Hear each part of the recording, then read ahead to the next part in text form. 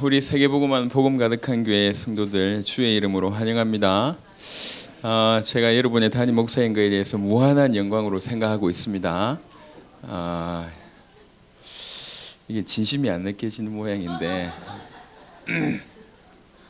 앞으로 하나님께서 이 교회를 통해서 세계복음의 큰 문을 여실 것이고 틀림없이 여러분들을 주역으로 사용하실 겁니다. 그래서 오늘도 그 세계복음화 때문에 이 자리에 앉아있는 여러분들 세계복음의 언약을 다시 한번 새기는 그런 시간이 되었으면 좋겠고, 우리가 일주일을 정말 복음 때문에 기쁘고 행복하게 살아가야 되는 게 그게 정상입니다. 그런 원래의 모습들을 회복할 수 있도록 기도하면서 응답받았으면 좋겠습니다. 루트라는 사람이, 이 사람이 참 주를 위해서 이렇게 살고 싶었던 사람입니다. 얼마나 열심히 주를 위해서 살고자 했냐면 그냥 안 되겠다 이래가지고 아예 수도원까지 들어갔어요. 그 정도면 쉽지 않거든요. 인생을 포기하면서 수도원에 가서 주를 위해서 살겠다. 그런데도 불구하고 제 문제가 해결이 안 되는 거예요. 마음속으로 드는 더러운 죄들, 지금까지 범했던 나쁜 죄들이 해결이 안 되는 거예요. 너무너무 마음에 힘이 들어서 좀 수행을 하고 고행을 하고 자기를 치면 좀 괜찮을 줄 알고 수도원의 그 높은 계단을 무릎으로 이렇게 올라가면서 기도하고 그랬답니다. 그런데도 해결이 안 되는 거예요. 그러다가 수도원에서 또 지내면서 강의해야 될 그런 일들이 벌어져서 학생들을 가르쳐야 되는데 마침 가르쳐야 될 과목이 로마서예요. 이 로마서를 가르쳐야 되니까 로마서를 깊이 보는 중에 뭔가 온 거예요. 인간의 죄 문제, 수행으로 노력으로 행동으로 할 수 있는 게 아니고 의인은 믿음으로 사는 거구나. 주께서 우리를 위해서 십자가 이렇게 돌아가셔서 그 십자가의 피로 말미암아 우리의 모든 죄가 해결될 수 있고 또 해결되었구나라는 믿음이 확 들어와 버렸어요. 진짜 깨닫게 된 거죠. 진짜 중요한 발견을 하게 된 거죠. 중요한 발견을 딱 하고 나니까 눈에 보여요. 뭐가 잘못된 건지 어떻게 해야 되는 건지. 그래 그 95개조 반박문을 내걸게 되지 않습니까? 그냥 어떻게 보면 한 명이 복음 깨닫고 이건 아닌 것 같다, 우리 공개적으로 한번 이렇게 토론해보자, 그런 의미로 내걸었는데 이게 어마어마한 역사들이 일어나고 결국 종교개혁으로까지 일어나고 지금 우리 교회라는 게 이런 개혁교회라는 게 이제 나와지게 된 거 아니겠습니까? 한 사람이 중요한 행동이었습니다. 아무것도 아닌 것 같은데요. 신앙적으로 볼 때는요, 이런 루트와 마찬가지로 신앙적으로 귀하게 쓰임받았던 하나님의 모든 사람들은 예외 없이 이런 중요한 발견들, 깨달음이 있었습니다. 어느 정도냐, 인생을 걸고 뛰어 나갈 만큼 중요한 발견이 있었기 때문에 쓰임받은 거예요. 루트가 너무 핍박이 오니까 네가 그거 처리하지 않으면 죽이겠다, 사형하겠다 하니까 믿음으로 막 고백하면서 난 그래도 죽여라 이래야 될 건데 뭐 좀 생각해 보겠다 이렇게 얘기한 거예요. 루트가 들어와서 생각하고 있는데 밖에서 장송곡이 들려. 누가 오는데 나가보니까 와이프가 울어요. 꺼이꺼이 우는 거예요. 그러면서 장송곡, 누가 죽은 그걸 하고 있는 거예요 이게. 그래 루트가 누가 죽었냐 물어보니까 이 와이프가 하는 말이에요. 내 남편이 죽었다는 거예요. 아니 자기 여기 있는데 자기 남편이 죽었다는 거예요. 그게 무슨 소리냐, 믿음 잃은 거 죽은 거 아니냐. 그러면서 대성통곡을 하면서 이제 하는 거예요. 그때 이 충격을 받는 거예요, 루트라는 사람이. 그렇지. 그러면서 이제 죽을 각오를 하고 나서 처형 당하러 가는 중에 하나님의 손길로 구출되게 되고, 그 다음에 성경을 번역한 일들이 벌어지면서 결국 이제 종교개혁까지 오게 되는 거죠. 한 사람이 중요한 발견, 중요한 깨달음, 나는 정말 영적인 존재구나. 분명히 인간의 영적인 존재구나. 하나님은 정말로 살아계시구나. 하나님이 우리 영혼을 회복시키는 유일한 길이 그리스도밖에 없구나. 이런 중요한 발견을 목숨 걸고 목숨을 던질 수 있을 만한 중요한 발견들이 다 있었기 때문에 그 인생 여로 얼마나 힘듭니까? 그 모든 과정들을 유유적적하게 이렇게 넘을 수가 있는 거죠. 중요한 발견들. 저는 오늘 저와 여러분들이 이런 발견들, 이런 깨달음들, 이런 눈들이 좀 열렸으면 좋겠다라는 부분으로 말씀을 전하기를 원합니다. 유레카라는 말은 그 말이지 않습니까? 내가 깨달았다, 알았다, 그 얘기잖아요. 성경 전체로 이런 얘기예요. 지난 주간에 또 제가 한 친구를 만나면서 저도 참 많이 회개를 하게 됐습니다. 벌써 이제 이렇게 복음 많은 우리 복음 알고 있는 우리 교회에도 왔었고 복음을 벌써 접한 지가 10몇 년이 지나는데요. 교회 안에 있었다는 얘기죠. 이 얘기를 들었어요. 메시지도 많이 들었고. 그런데 고백을 하더라고요. 너무 어렵다고 갑자기. 너무너무 수많은 문제가 들어와가지고 얘가 어느 정도냐 이제 죽어야 되겠다. 더 살 이유가 없구나. 그래서 구체적으로 자살 실행을 하려고 하는 차에 이 RUTC 말씀 계속 들으면서 처음으로 그래 복음이 뭐냐라는 생각을 처음으로 하게 된 거예요. 그래서 그 복음 가지고만 그전에는 하나님 내가 복음 알았으니까 이 축복 주세요. 저거 해결해 주세요. 요 기도를 했는데 그것 말고 복음이 뭐냐 그거 가지고만 기도하기 시작한 거예요. 왜 그러니 이제 죽을 때 됐는데 뭐가 더 필요합니까? 자살하려고 마음 먹었는데 복음 알아야 되겠다 부딪혔어요. 복음 가지고 기도하기 시작한 거예요. 도대체 주님의 십자가가 뭐고 부활이 뭐냐? 내 죄 문제를 해결하고 저주의 문제를 해결하고 흑암의 문제를 해결한 그 그리스도가 누구냐? 복음에 집중하기 시작했는데 하나님이 은혜를 주셨어요. 얼마나 귀한 증거를 주시는지. 아침에 이렇게 말씀 묵상하고 나하고 전철 타고 오가면서 늘 그걸 묵상하고 집에 돌아오면서 또 저녁에 혼자서 정식기도 하는데 복음 자체만 가지고 얼마나 은혜를 주시는지 길거리 가는데 꺼이꺼이 눈물이 나오고 복음. 그러니까 이 복음 자체로 행복해지기 시작한 거죠. 모든 게 회복됐어요. 모든 게. 하는 일 회복되고 인간관계 회복되고 너무 이렇게 인생 사는 맛이 좋고 그렇다. 정말로 우리가 중요한 발견들, 중요한 깨달음이 있다 보면 넘어서게 되어 있습니다. 지금 시대가 앞으로 더 그렇겠지만 성경에 그대로 뭐라고 얘기하고 있냐면 발이 빨라질 거다 이렇게 얘기했어요. 발이 빨라지는 시대가 온다. 보통 사람으로 살아내기에 너무 많은 걸 준비해야 돼요. 그러니까 너무 정신없이 달려야 돼요.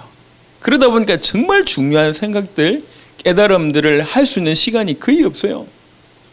예전엔 대학에 그래도 잔디밭에 앉아 있어가지고 이런 게 대학의 모습이지만 지금 그런 게 어디 있습니까? 취업해야 되는데 4학년 제대로 해가지고 졸업해도 취업 안 되기 때문에 요즘에는 중간에 휴학하는 게 거의 다반사랍니다. 휴학해가지고 저기 유학 갔다 와야 돼요.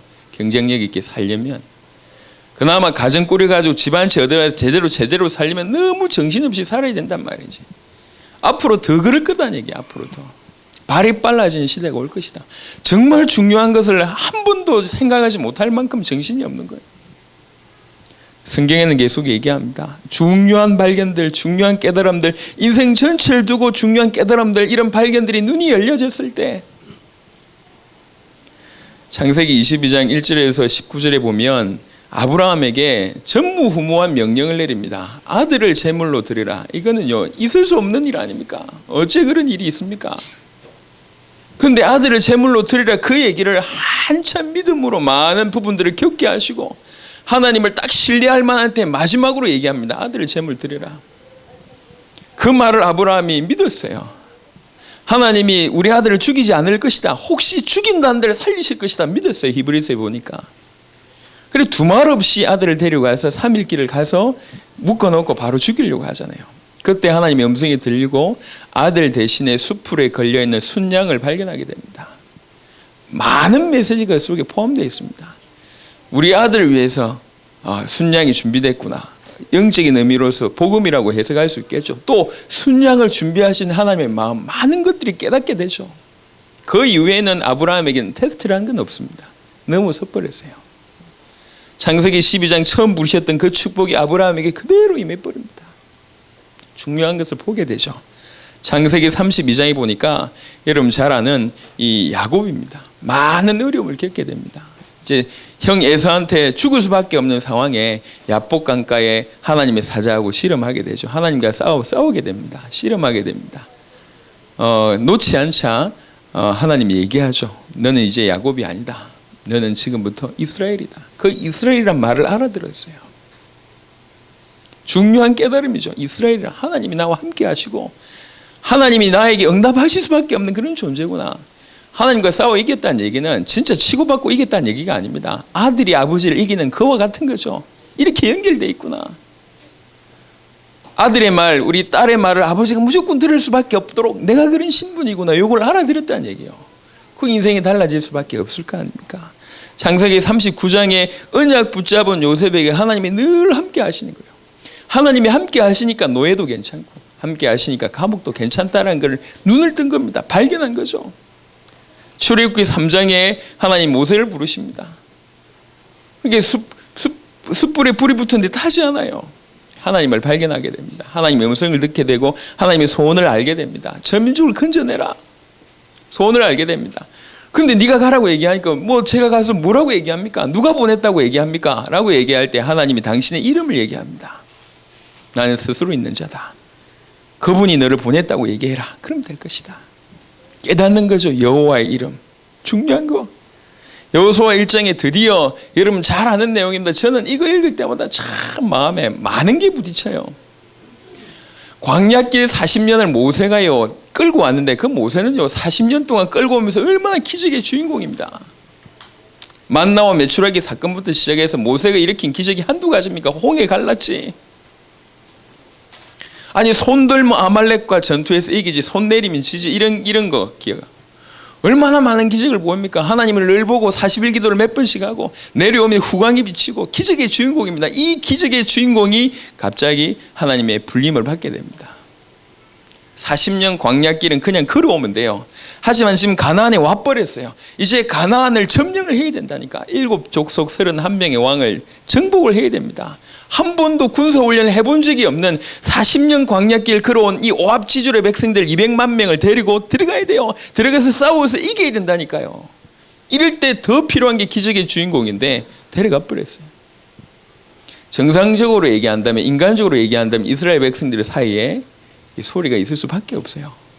지금 대통령 선거하고 서울시장 선거하는데도 왔다 갔다 하는데 200만 명의 사람들이 집도 없어요. 지금 광야길에 갇혀 있어요. 지도자 그 모세라면 어떻게 가능해 보겠는데 모세가 없어져 버렸어요. 정상적인 사람이라면 이스라엘 민족들 사이에서도 말이 있을 거고, 더 기가 막힌 거는 그걸 끌고 가야 됩니다. 여호수아가 기가 막히죠. 그러니까 예를 들면 10명 책임지는 것도 힘든데 우리 한 100여 명 앉아있는데 여기 와가지고 말 편안하게 할 수 있는 사람 몇 명 되겠습니까? 영업의 달인 우리 장대철 집사야 부담 없이 얘기를 쭉 하겠지만 대부분의 사람들은 와가지고 말도 못한다고 얼굴 벌개져가지고 뭔 말을 지가 하는지 지도 모르고 나도 모르고 그런 상황이라 100명도 그런데 200만 명을 책임져야 됩니다. 어찌하겠습니까? 그때 하나님 음성을 들려주세요. 여호수아만 알아듣는 말씀을 다 하시는 거예요. 그게 뭡니까? 내가 모세와 함께 했던 것처럼 너와 함께 할 것이다. 요 얘기를 하는 거예요. 그 말은 여호수아만 알아들을 수 있는 말이에요. 왜 그러냐? 여호수아는 모세의 시종이었습니다. 종이었다고. 하나님이 모세에게 어떻게 역사하시는지를 40년을 지켜본 장본이 40년을 지켜보면서 모세가 뛰어나서 이런 일이 벌어진 게 아니구나. 하나님이 모세와 함께 하셨기 때문에 이런 일이 벌어졌구나라는 걸 누구보다도 아는 여호수아, 그 여호수아에게 말씀합니다. 내가 모세와 함께 했던 것처럼 너와 함께 있을 것이다. 그 맷을 딱 더 이상의 고민이 없어요. 더 이상의 갈등이 끝. 하나님이 모세와 함께 했던 것처럼 나와 함께 하실 것이다 얘기했다. 더 이상의 고민이 없어요. 과감하게 요단을 건넙니다. 홍해보다 더 과감하게 건넙니다. 홍해는 그냥 가르고 건넜지만 요단은 발을 디뎌야 돼요. 이게 믿음의 더 진일보라고 얘기할 수 있겠죠. 쫙 건너게 됩니다. 그러니까 여리고성부터 시작해서 이 가나안 전체를 조용하게 장악하지 않습니까? 한 번도 모세처럼 불신앙했던 얘기가 없어요. 하나님 저는 말을 못합니다. 보낼 자를 보내십시오. 이런 불평을 한 적이 없어요. 여호수아는. 왜 그러냐? 봤거든요. 하나님이 모세와 함께하면 어떤 일이 벌어지는지 봤거든요. 그런데 그 하나님이 나에게 그 말씀을 하시는 것이 내가 모세와 함께했던 것처럼 너와 함께 있을 것이다. 그럼 끝이요. 그걸 딱 발견한 겁니다. 우리 인생을 살아가면서 이런 발견이 있다면 시편 23편 1절부터 6절에 죽을 뻔한 위기를 여러 번 넘긴 다윗의 고백입니다. 뭐라고 얘기합니까? 여호와는 나의 목자시니 내가 부족함이 없으리로다. 여호와가 나의 목자 아니냐? 다윗은 뭐 하는 사람입니까? 목동이었어요. 목자와 양의 관계를 누구보다도 알고 양이 어떤 존재인지 잘 압니다. 너무너무 어리석고 너무너무 힘이 없는 양. 하지만 목자 있으면 끝난다는 얘기지. 그 얘기합니다. 나는 양 같지만 여호와가 나의 목자 아니냐. 이 깨달음이요. 그게 인생을 던질 수 있는 거죠. 열왕기상 19장에 엘리야가 대단한 일을 했는데 이세벨이라는 왕비가 생을 걸고 내가 너를 죽이겠다 하니까 이렇게 도망치게 되는 겁니다. 그래서 하나님의 산 호렙에 올라가게 됩니다. 그때 무슨 일이 벌어지냐면은 큰 바람이 불어요. 어느 정도 바람이 부냐? 성경적으로 산이 갈라지고 바위가 깨졌다 그래요. 큰 바람 중에도 하나님이 없어요. 바람 이후에 큰 지진이 납니다. 지진 이후에도 하나님이 없어요. 지진에도. 그리고 지진 이후에는 큰 불이 일어납니다. 그때도 하나님이 없어요. 불 이후에 하나님이 세미한 음성으로 들려주시는 거죠. 이렇게 진짜 중요한 걸 보게 된 겁니다. 역사가 아니구나. 놀라운 일들이 아니구나. 하나님의 말씀이 중요하구나. 깨닫게 됩니다. 열왕기하 6장에 보니까 도단성에 살고 있는데 아람 군대가 보니까 이게 말이지 뭔 만만 계획을 하더라도 다 들켜버리니까 이스라엘 나라한테 아니 도대체 우리나라의 첩자가 누구냐 이리 된 거예요. 근데 그 중에 똑똑한 사람이 얘기했습니다. 우리나라에 첩자가 있는 게 아닙니다. 저기 이스라엘에 엘리사라는 사람이 있는데 그 사람은 왕이 뭘 하든지 다 쳐다보고 있습니다. 그럼 왕이 얘기합니다. 그럼 엘리사를 죽이면 되냐? 그랬다. 그래서 엘리사를 죽이러 오는 거예요. 이게 눈 떠보니까 엘리사의 종이 눈 떠보니까 도단성 근처에 아람 군대가 쫙 뚫려 있는 거예요. 죽었다 이 생각이 든 거죠. 그걸 얘기합니다. 스승한테 빨리 깨우면서 큰일 났다. 아람 군대가 우리를 두르고 있다. 그때 이제 엘리사가 전혀 당황하지 않고 기도합니다. 하나님 이 종의 눈을 열어달라고. 종의 눈이 열려버리니까 그 도단성을 싸우고 있는 군대 주위로 더 많은 하나님의 군대가 쫙 있는 거예요. 이런 눈 열린 사람 뭐가 두렵겠습니까?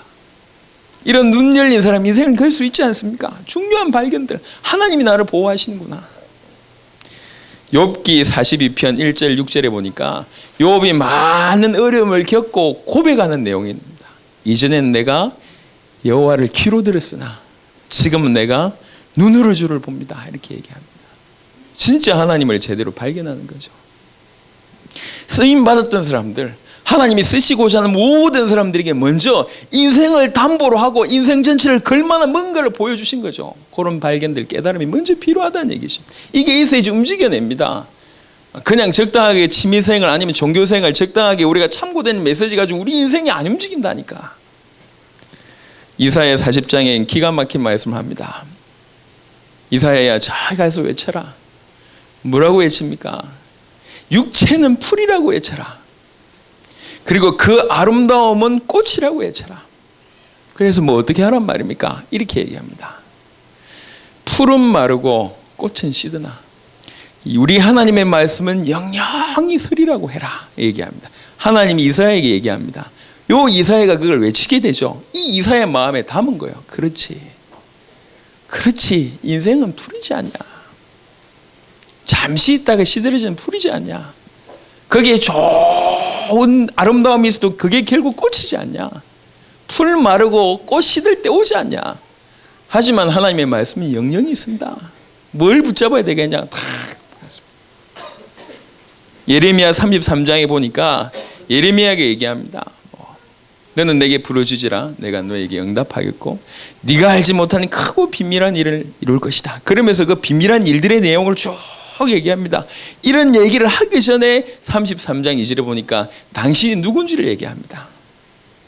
이를 행하는 여호와, 그것을 지어 성취하는 여호와, 여호와라고 이름하는 그가 말씀하신다니. 누구냐? 여호와가. 그분이 어떤 분이냐? 깨달은 거예요. 에스겔 47장의 성전 문지방에서 나온 물이 흘러가는 모든 곳마다 살게 되는구나. 그걸 발견한 에스겔. 호세아 4장 6절은 뭐라고 얘기하고 있습니까? 이 백성이 지식이 없어서 망한다 이랬어요. 중요한 걸 발견하지 못해서 망한다 그 얘기입니다. 호세아 6장 3절에 그래서 2절에 뭐라고 얘기했냐? 그러니 우리가 여호와를 알자. 힘써 여호와를 알자. 이렇게 얘기합니다. 진짜 뭐가 중요한 거냐? 마태복음 16장 16절 그런 의미로 주는 그리스도시요 살아계신 하나님의 아들입니다라고 고백했을 때 예수님의 모습을 보세요. 예수님의 반응을 보시라니까. 희한한 말씀하면 네가 어째 이렇게 알았냐? 이걸 알았냐? 이건 네가 스스로 알게 한 게 아니다. 이게 하나님이 알게 하신 거다. 어떻게 네가 이걸 알았냐? 그런 반응이에요. 얼마나 놀라운 얘기들입니까? 오늘 갈라디아 2장 17은 바울은 거기 넘어서서 뭐라고 했냐? 내가 사는 게 아니다. 그렇구나. 내가 사는 게 아니구나. 주님과 함께 사는 거구나. 주님이 내 인생을 사시는구나. 이렇게 이제 깨닫게 된 거죠. 그게 얼마나 놀랍습니까? 시편 49편 20절에는 이렇게 얘기합니다. 인생이 종기 하나 깨닫지 못하는 사람은 멸망하는 짐승 같도다. 이렇게 얘기했어요. 시편 49편의 20절 이렇게 얘기합니다. 너무 정확한 거죠. 우리가 조금만, 이게 멀리 있는 얘기가 아니거든요. 도달해야 될, 수행을 해서 발견해야 될 어떤 그런 게 아니라니까. 아주 고차원적으로 아주 열심히 나를 뭐 책찍질하고 이래서 겨우 발견할 수 있는 건 아닙니다. 주위에 와 있는 거예요. 마치 늘 살면서 부모의 소중함을 발견하는 거와 마찬가지로, 늘 살면서 배우자의 소중함을 발견하는 거와 마찬가지로, 늘 살면서 친구들, 동력자의 소중함을 발견하는 거와 마찬가지로 이미 우리 주위에 너무 와 있어요. 우리가 뭘 못하냐, 집중을 못해서 그렇지. 이미 우리 주위에 너무 이런 많은 발견들이, 여러분 인생을 주고도 능히 아깝지 않을 발견들이 이미 우리 주위에 와 있단 말이에요. 그런 엄연한 사실이 이미 이루어졌기 때문에 하나님 우리에게 복음 주신 게 사실이고, 그 복음을 우리가 받은 게 사실이고, 이 복음이 능력 있는 게 사실이니까.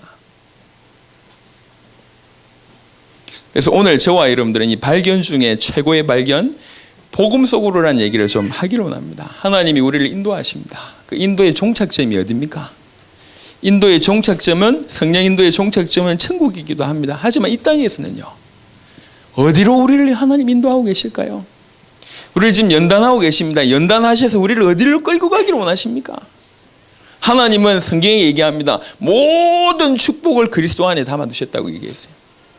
하늘의 모든 보화를 그리스도 안에, 모든 지식과 지혜의 보화를 그리스도 안에 다 담아두셨다고 얘기합니다. 이 축복을 우리에게 줬는데, 이 복음을 줬는데, 이 복음을 우리가 잘 몰라요, 가치를. 그래서 성령 인도의 목표, 그 다음에 우리 연단의 목표는 전부 다 이 복음 쪽으로 우리를 막 끌고 가고 계시단 말이에요. 복음 깨닫기를 원하고, 복음 알기를 원하고, 복음 누리기를 원하는 그 안에 사실은 모든 것이 다 있기 때문에 자꾸 끌고 가기를 원합니다. 자녀 교육이 열풍이죠. 부모는 압니다. 인생을 살아보니까 힘이 얼마나 중요한지, 교육이 얼마나 중요한지, 공부하는 게 얼마나 중요한지 알게 돼요. 그래서 자녀에게 공부의 맛을 들이도록, 공부 제대로 좀 할 수 있도록 다양한 방법으로 시도하지 않습니까?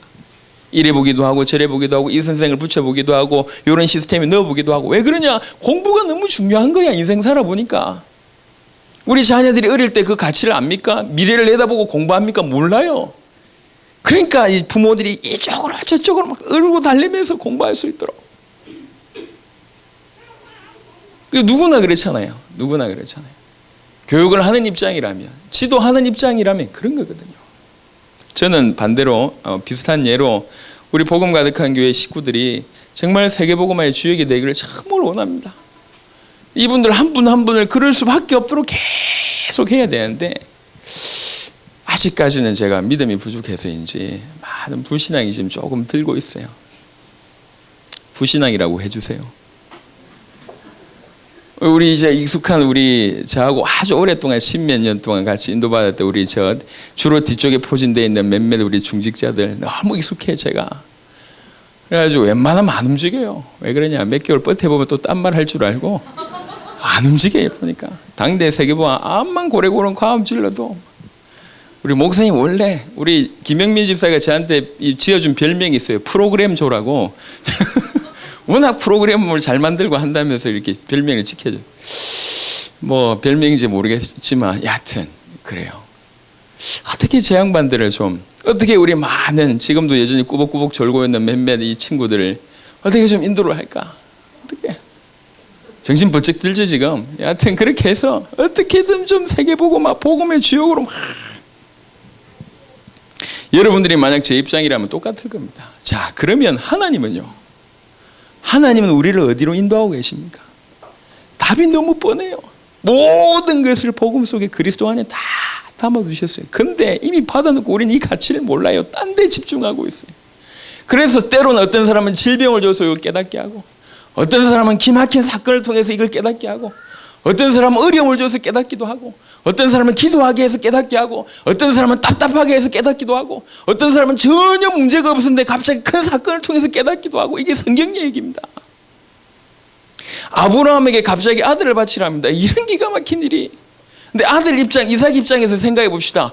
10몇 살밖에 안 됐는데 갑자기 아버지가 자기를 죽이려고 해요. 혹시 여러분들 부모님에게 상처받은 경험이 있습니까? 그분이 칼 들고 여러분을 찔러 죽일 그 정도 아니었으면 상처라고 얘기하면 안 돼요. 성경적으로 얘기하면 너무 섣버렸어요. 이게 얼마나 충격이겠어요. 아버지가 말이지 하나님의 뜻이다, 죽어라 이게인데, 이게 얼마나 기가 막혀요. 근데 그거를 어린 이삭은요, 아브라함, 이삭, 야곱, 요셉 중에 가장 축복받은 인물이 이삭입니다. 어릴 때 그걸 알아들었어요. 나 대신에 순양, 이걸 알아들은 거예요. 어릴 때 큰 충격적인 사건을 통해서 복음을 깨닫게 하고, 너무너무 어이없는 일이 벌어지는데 아들들이라고 하는데 아들들이면서 복음 깨닫게 하고. 창세기 35장에 이름은 야곱입니다. 야곱. 얼마나 가정적으로 어려운지 몰라요. 어릴 때부터 형하고 본인도 싸우더니만 나와보니까 자기 애들도 싸우고 있네. 얼마나 다툼이 심한지. 그러다가 가장 아끼는 요셉 어릴 때부터 자기 입장에서 죽어버렸어요. 죽었대. 그러다가 이제 겨우 뭐 이렇게 발견했는데 또 길을 가다가 자기 딸이 강간당하게 됩니다. 그것만 해도 기가 막힌데 자기 아들들이 그 강간하는 족속을 다 죽여버렸어요. 남자들. 주위에 있는 모든 민족들이 쳐들어와서요, 이게 아예 이 야곱 가문이 없어질 수 있는 위기입니다. 그때 하나님이 약속한 베델로 올라가게 됩니다. 그때 기도하죠. 그때 기도하면서 또 하나님의 중요한 응답을 받게 됩니다. 너무 수많은 가정의 문제들. 야곱이 나중에 바로왕 앞에서 뭐라고 얘기합니까? 내 인생이 130세, 우리 조상의 연조에 이르지 못하시면 내가 험악한 세월을 보냈다, 이렇게 고백합니다. 그 많은 어려움을 통해 가지고 그 오름이 결국 복음 속으로 들어가게 되는 하나님의 축복이었다는 얘기죠. 호세아 3장에 보면 여러분 잘 아는 호세아입니다. 하나님이 얘기합니다. 저기 창녀 고멜하고 결혼해라, 이 얘기합니다. 그래, 창녀 결혼해가지고 잘 살면 되는데 이 창녀가 나가버렸어요. 애 놓고 나가버렸어. 그래서 뭐라고 해요? 저 가서 돈 주고 다시 사와라, 그리고 다시 사랑해라, 이 얘기하는 거예요. 호세아가 기가 막히죠. 다시 사와서 사랑하는데 또 나가버렸어요. 그러면서 뭐라고 얘기했냐? 이스라엘 백성들이 나한테 지금 이러고 있다. 너한테 고멜처럼 행동하는 것처럼 이스라엘 백성이 지금 나한테 이러고 있다. 그러면서 복음을 깨닫게 하는 거예요. 기가 막힌 일이죠. 혈루증 여인 질병 걸려가지고 12년 동안 질병 걸려 있습니다. 너무 아프죠. 근데 저분 옷자락만 붙잡으면 낫겠다는 믿음이 생겨요. 옷자락 붙잡으면서 질병을 통해서 복음 속으로 들어가게 됩니다. 시므온이라는 사람, 누가복음 2장, 시므온이라는 사람은 아주 하나님이 경건하게 하면서 복음 속으로 더 깊이 들어가고, 안나라는 사람은 결혼했는데 7년만 남편하고 살게 되고, 그리고 나서 수십 년을 과부생활, 이때 나이가 84세라 수십 년을 과부생활을 하는 거예요. 과부생활을 하면서 늘 기도하면서 진짜 중요한 복음을 깨닫게 됩니다. 예수님이 누군지를 얘기하게 되는 인물이 되는 거죠. 쓰임받게 되는 거죠. 요한복음 4장 기가 막힌 사마리아 여인, 남편이 7이라. 정상적인 삶이 되겠습니까? 남들 다 잘 때, 낮잠 다 잘 때 몰래 와서 물 길러 온 이런, 얼마나 핍박받고 박해받고 손가락질받고 멸시받는 그런 인간입니까? 이 사마리아 여인이 예수님을 만나서 복음을 받게 됩니다. 사람 만나기 꺼려했던 이 사람이 당장에 마을 사람들한테 가서 나에게 대해서 메시지한 이 예수님을 만나봐라, 이분이 그리스도가 맞다. 온 마을을 복음화시키는 장본인이 됩니다. 많은 인생길을 통해서 하나님 이쪽으로 계속 끌고 가고 계신 거예요. 사울이라는 사람이 예수 믿는 사람을 죽여요. 그런데도 많은 부분이 또 한편으로는 복음에 대한 열심이 있어요. 하나님에 대한 열심이 있어요. 사도행전 9장에 다메섹 도상에서 깨뜨리게 됩니다. 나는 네가 핍박하는 예수다. 박해의 주역이었던 사울이 복음을 깨닫게 됩니다. 일평생 주를 위해서 헌신할 수밖에 없는 자가 되는 거죠.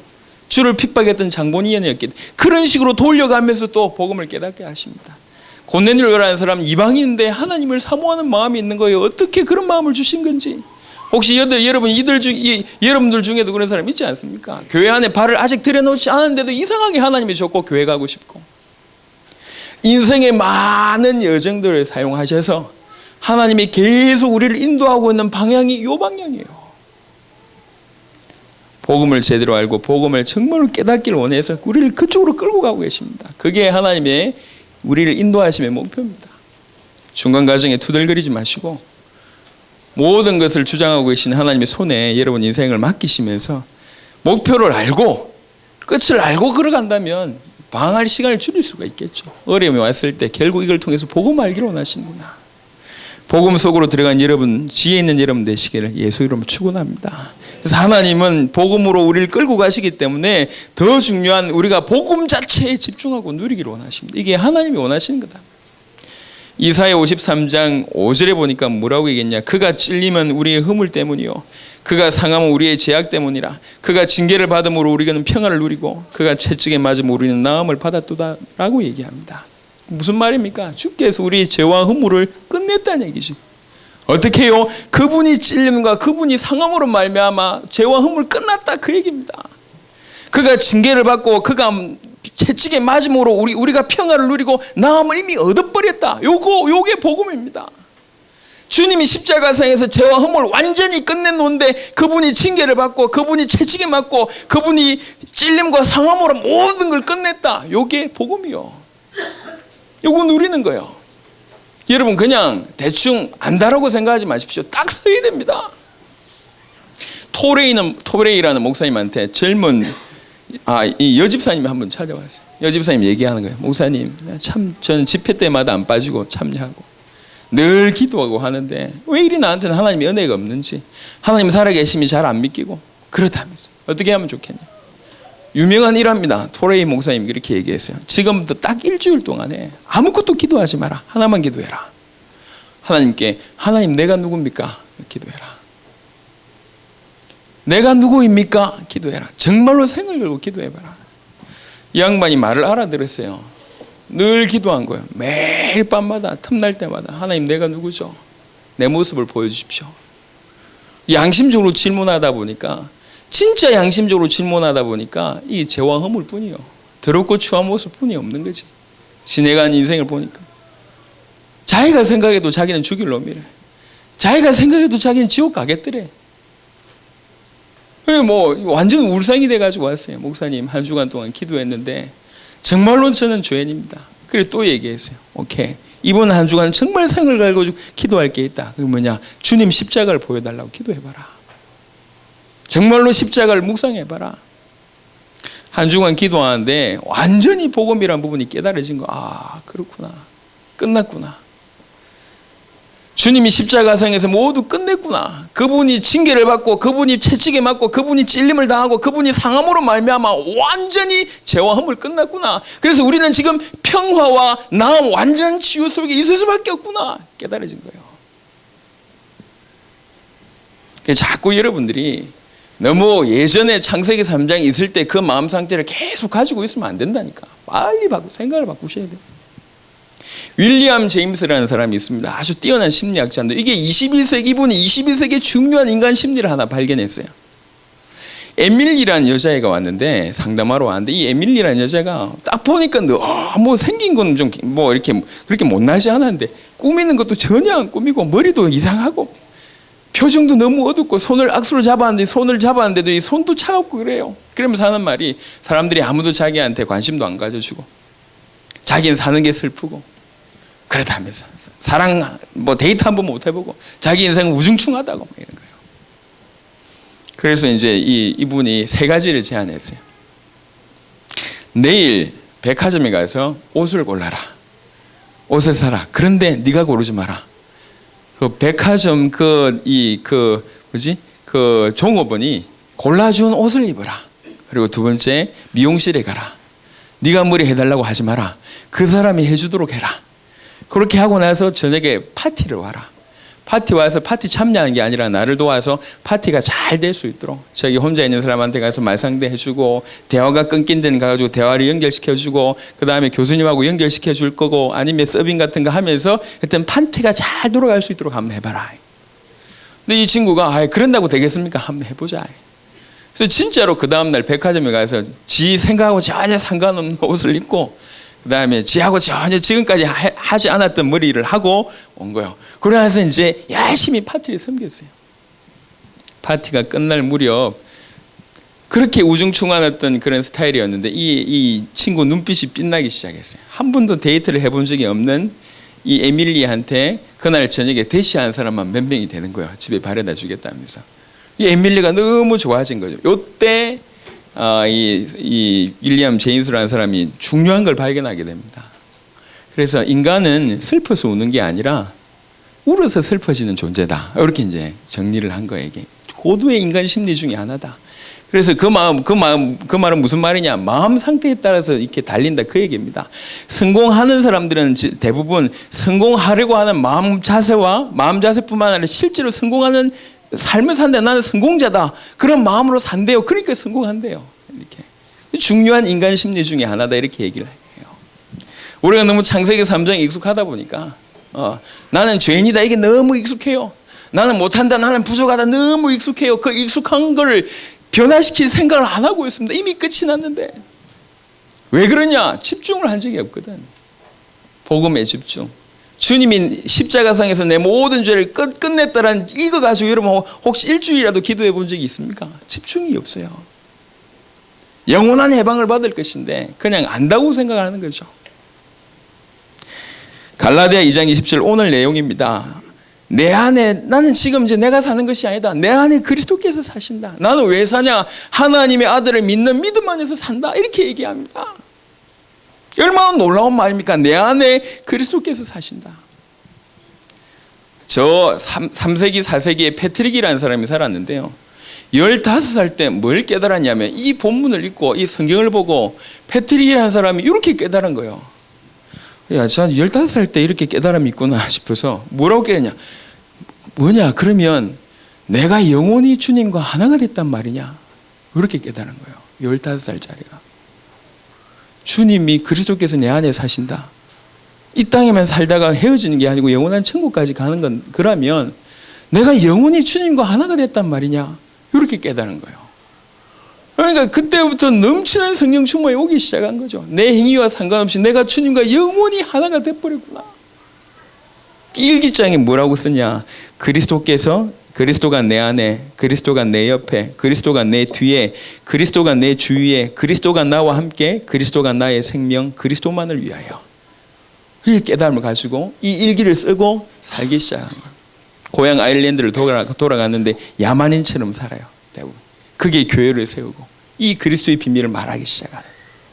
그 이후에 약 400년 동안에 패트릭의 영향으로 아일랜드에 굉장한 부흥운동이 일어납니다. 한 명이 탁 그렇지 갈라디아 2장 27절 그리스도께서 내 안에 계신다. 이 말이 무슨 말이냐? 요거 하나만 제대로 묵상해서 집중해버렸는데 이게 놀라운 일들이 벌어지는 거예요. 요한일서 3장 8절 그렇구나. 하나님의 아들이 나타난 것은 마귀를 멸하러 이 땅에서 복음 받았다는 얘기는 마귀의 세력에서 벗어났고 마귀를 능히 이길 수 있구나 이렇게 깨달으시는 거예요. 조금만 집중해버리면 그렇게 시달리고 어려운 문제, 영적 문제가 집안에 가문에 개인에게 계속 몰려오는데도 불구하고 몰라요. 넘어설 수 있는데 이미 끝이 났는데 저와 여러분들이 집중한다면 복음 자체만으로 집중한다면 복음 속으로 정말로 들어간다면 하나님 이걸 원하시고 인생을 통해서 이걸 깨닫게 하고 계신데 우리가 이 자리에서 이 순간에 복음 속으로 더 깊이 들어간다면 우리를 통한 당대 세계복음화의 큰 문을 하나님 여실 줄 믿습니다. 얼마나 놀라운 일들이 벌어지는지 몰라요. 지난 주간에 그런 보고를 들었어요. 우리 잘 알고 있는 동해의 처녀 한 명 있잖아요. 동해에 중고등학교 때 일진 출신 우리 교회도 한번 오셨던 그분. 참 감사한 게 복음 속으로 계속 들어가는데 얼마나 감사한지 몰라요. 일진했는데 공부 뭐 탁월하게 잘했겠습니까?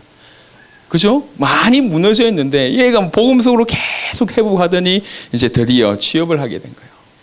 취업을 했는데 취업하는 첫날부터 그 위에 상사 직원이 말이지 대놓고 나 싫다 너 싫다 이러는 거예요. 아니 얼마나 기가 막혀 들어갔는데 대놓고 말이지 약 40 다 된 직원이 한참 고참 직원이 다짜고짜 노골적으로 싫다고 얘기한 거예요.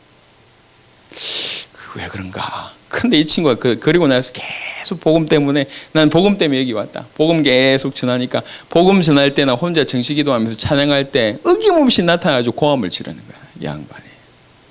얼마나 핍박했겠습니까? 고함을 계속 지르는 거예요. 또 조용해라 이게 아니라 막 고함을.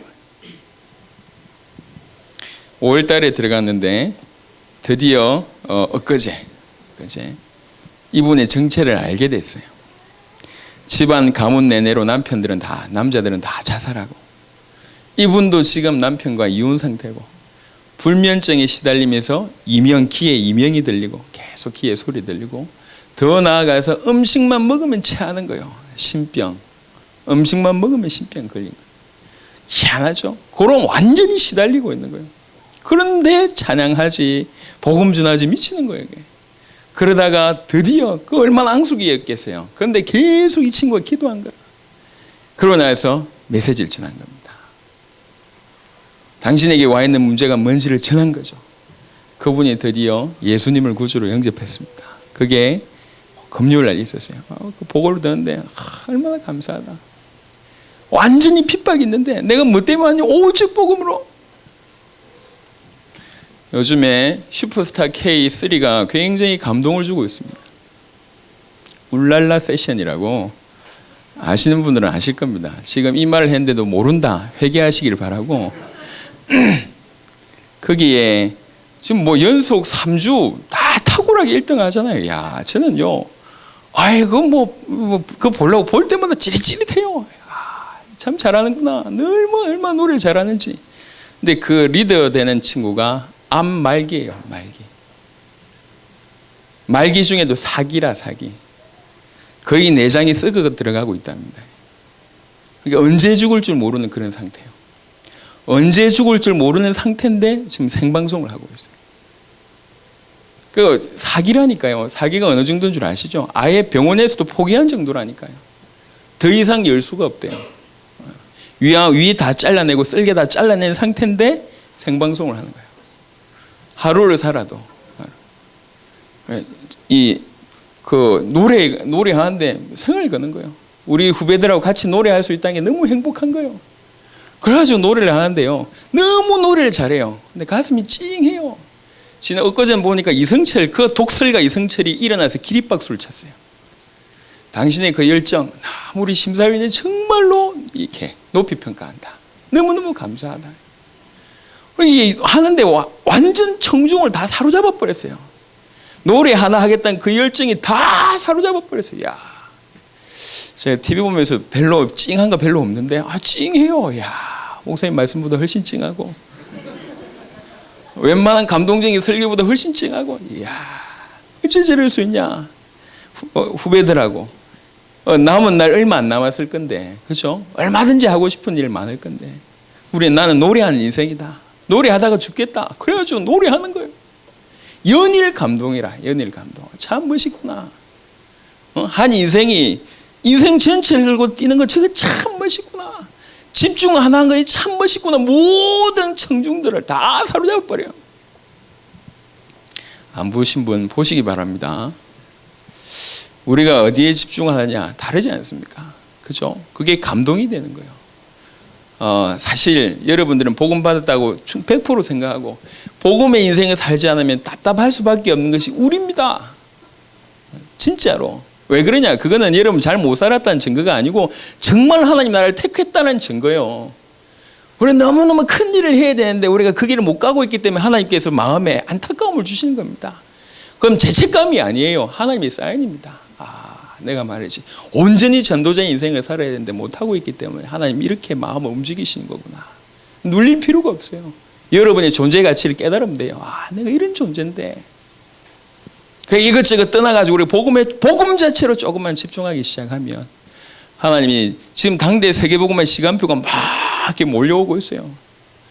일주일에 한 번씩 예배 드리시는 분들은 잘 모르겠지만 지금 몰려오고 큰일 났어요. 이게 전 세계적으로 좀 나가야 됩니다. 지금.